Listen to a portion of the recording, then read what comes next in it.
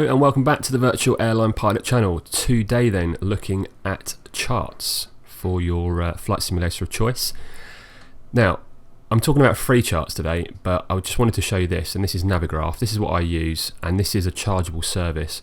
And as such, I guess it's probably more for the more serious flight simmer. The reason I use this is that I can pick any airport I want in the world, get up-to-date charts, and have them organised all in one place. So for example, I'm at Edinburgh at the moment and I can look at the various charts for there and use those,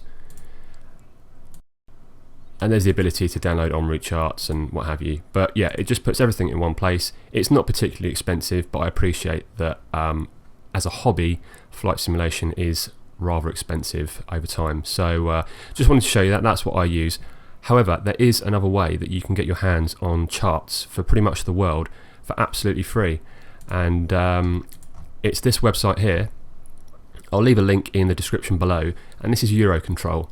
They are responsible for all of the traffic flow across Europe, all the air traffic that's flying around, and yeah, they've put together this page, and it lists all of the aeronautical information services, or AIS, for the world. And we're in Europe at the moment. You can see all the different countries here and all of their AIS services. And then we've also got Africa, Asia Pacific, Middle East, North and Central America, South America, and so on. So for example, we were just looking at some UK charts there. You can get those charts for free from, if we click here, United Kingdom, it's going to open up another page. So this is NATS, this is the National Air Traffic Services, and this is their AIS service. If we go here, IAIP, and then go to Aerodrome Index Specific, you'll see these are all the airports in the UK. So let's go to Newcastle, and these are all the charts for Newcastle. So let's load a few up and take a look. So we'll have that one, we'll have that one, and we'll have that one. Let's zoom in a little bit. So here we go. This is an up-to-date chart for Newcastle, and this is of the aerodrome, showing the runway, taxiways, and generally how to get around the airport. There's also some details on here about elevation, frequencies for nav aids, and frequencies to speak to air traffic control as well. Let's go to another one. Probably not that one. Yeah, let's take a look at this one. So this is an instrument approach chart for runway 7, and you'll see here it's got again details of ATC. This is really handy if you're flying on VATSIM or IVAO, because you've got the frequencies here in front of you. Elevation information, transition altitude, obstacles, and of course the all important details for the instrument approach itself. So that's the ILS frequency, there's a VOR here as well, an NDB, and then the different altitudes as well that you'll be flying on the approach, as well as decision heights based on aircraft category and so on. So all of that is completely free, and the great thing is, you know, these are kept up to date.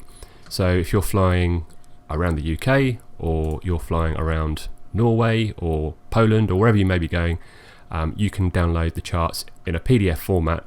You can print them out, store them on your computer, and use them for your flight sim experience. So yeah, as I said, I'll leave a link below for that. There's one other thing as well, en route charts. So skyvector.com, you may have seen this before, but you have the ability to, well, you can turn this mode on, which shows all of your airways. This is particularly useful if you're doing some flying and you want to plot your route as you go. And I'll do another video on flight planning, but if you did have your flight plan, or you just wanted to make a basic route, it's really easy to just go, let's go to VFR mode first. Let's start off at my favourite airport, Gatwick. Right click on there. So we add that to a plan up here, and then let's go back to that. And obviously this looks quite confusing and daunting, but you'll get used to it. Let's just say we're going to go and fly to Southampton. So do that, and then we're going to follow where are we going to go? Let's follow this airway here.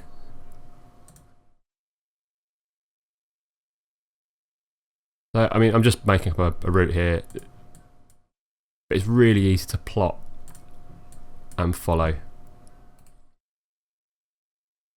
And you'll see here, there's things like the actual airway numbers and the direction of airways. So if you fly an aircraft like the PMDG 737 or 777, Aerosoft Airbus, whatever it may be, where you're programming a flight management system with waypoints and airways, this can be a really good way to learn those different routes and just check them as well, because you'll see this is a one-way airway, whereas this one is two-way.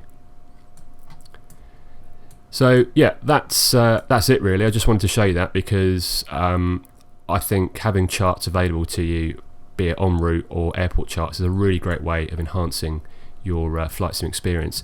So go and check that out, and I'll see you again for some more top tips on how to make your flight sim experience more realistic. Ladies and gentlemen, thank you for flying with the Virtual Airline Pilot today.